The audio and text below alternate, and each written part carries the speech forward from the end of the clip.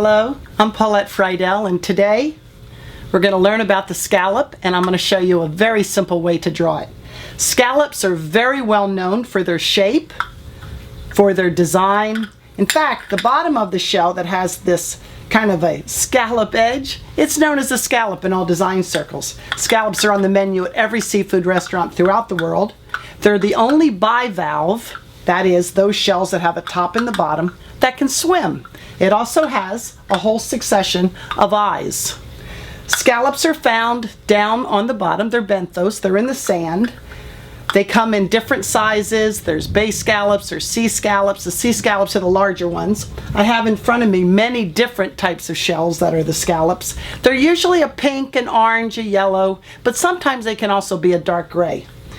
They're very easy to draw. They do have a bilateral symmetry. That's the same on both sides. I'm going to show you how to do that. Let's get started. We're going to draw the scallop. First, we move our arm in a circular motion. Use your whole arm. When you have a circle, go ahead and put it down a couple times using your pencil. And a horizontal line at the very top. Then very lightly, we're going to put a line right down the center and another one so that we have made a perfect cross in the circle. Another line a little bit higher, and we're going to make a line coming from the top a little bit outside of that upper line. From here, we're going to make those scallop edges. You're going to make a half circle that comes into the other circle we make, about 7 or 8 of them on each side. We use that divider to make sure we have that symmetry on each side. And at the very top, we're going to round it. That's the starting point of the growth of the shell. That's called the umbo. Every scallop has a top and a bottom shell for the animal, and this is attached by a hinge. And we're putting that in right there. Now there are ridges that start from the umbo that go down to each edge of those scallop edges. We're going to put those in a moment, but first we can clean it up. Use your pencil eraser, your big pink eraser. Now there's more scallops found in the Atlantic Ocean than there is in the Pacific Ocean. They're also found in the Indian Ocean. So starting at one of the points on our scallop, we're going to put a line all the way up to the top. And I like to go around the shell as opposed to one after the other. I find it's a little easier to get them even. Take your time so that those lines are all even, and you want them to end at that very top. Make sure you don't have them going into a center line. All the growth of the shell starts at the top. Again, that's called the umbo. And I just have one more to do.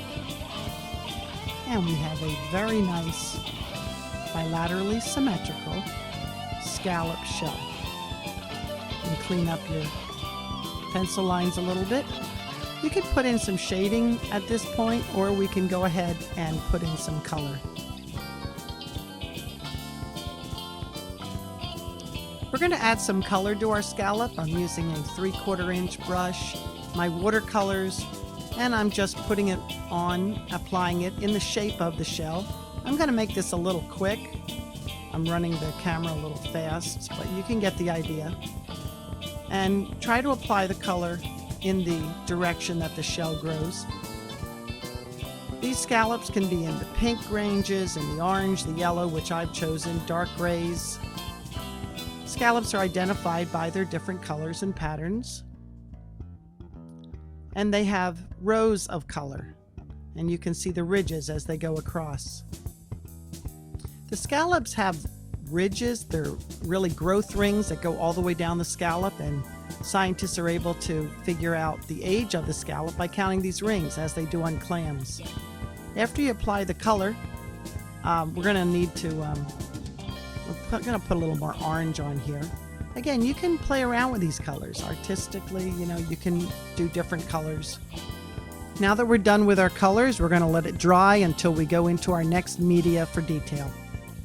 Taking our markers, we're going to put in our fine detail. You can use a round brush and do this with paint, but there's more control if you do use your markers.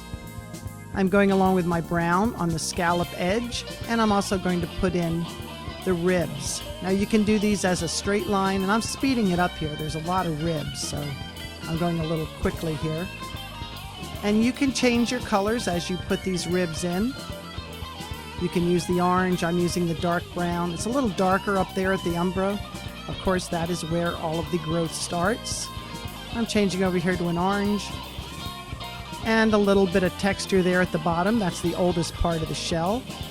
And some of those growth bands you can go across and put some other colors in. Use whatever colors you like. Get a nice variation. They do come in different colors, pink and browns. This one is a little more in oranges.